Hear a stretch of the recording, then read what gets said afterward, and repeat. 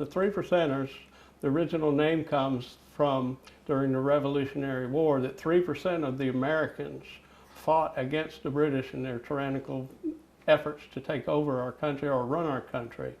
And that's how today we represent the percentage of patriot, or we align ourselves as patriots for what happened originally. What's patriotism mean to you? Patriotism for me, being ex-military, I signed and took an oath that I would protect the Constitution of the United States against foreign and domestic terrorists. This is an oath that does not expire. We believe in a strong, firm government. We believe that the ruling government, the government before that, and the government before that, all reigns have been constitutionally run. We have not seen anything that's against the Constitution on our group level. Why do you think a group like this needs to exist? We just need to make sure, number one, that we see things like the local police enforcement, police agencies being attacked, to being disrespected, and to being run down. We stand behind our law enforcement agents. We stand behind our EMS, our firefighters.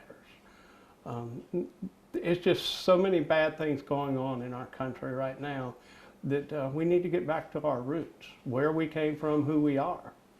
When you hear a group like the Southern Poverty Law Center saying that 3%ers are an anti-government group, how do you respond to that? Well, I respond to it by the fact that they are misleading many people. There was a time when the organization of 3%ers, and there are many factions of it, we do not align with those factions.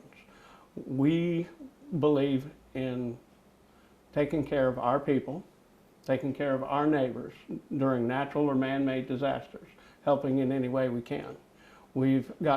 Our group has put together efforts to go to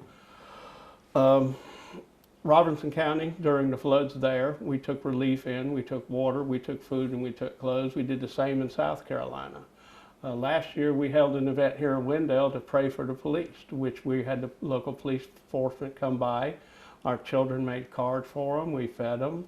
These are the things that we want to do. We don't believe in an armed militia. We are here if they need us, but we never see that coming.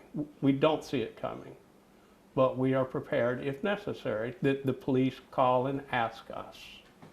Yeah, I think one of the big things is there are so many different factions using that name. The SPLC has their list, and I tallied up, I counted 193 different 3% groups that they have identified.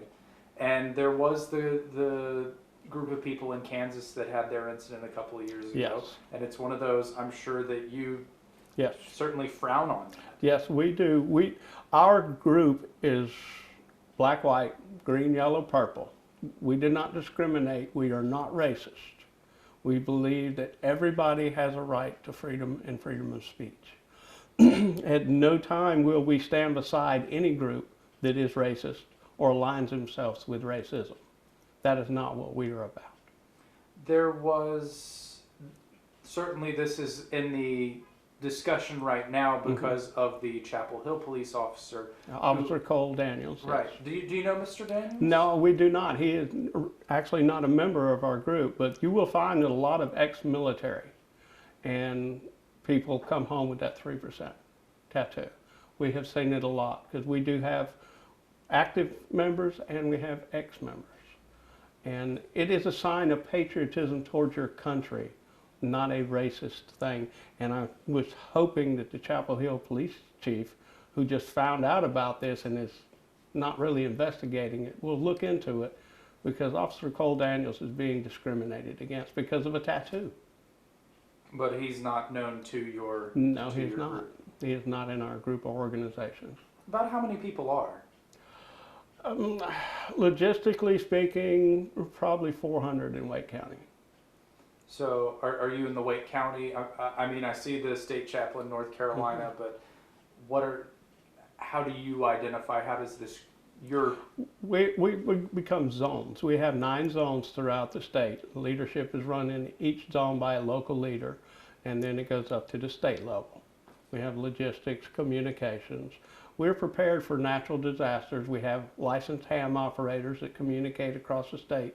When somebody or we see somebody or an organization in need, we've raised funds for local charities. We do a lot of good things.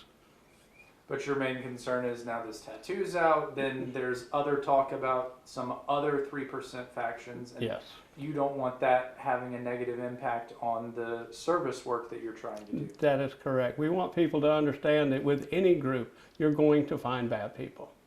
We weed them out from the beginning with our weeding process. We're very specific about who is with us and who is not.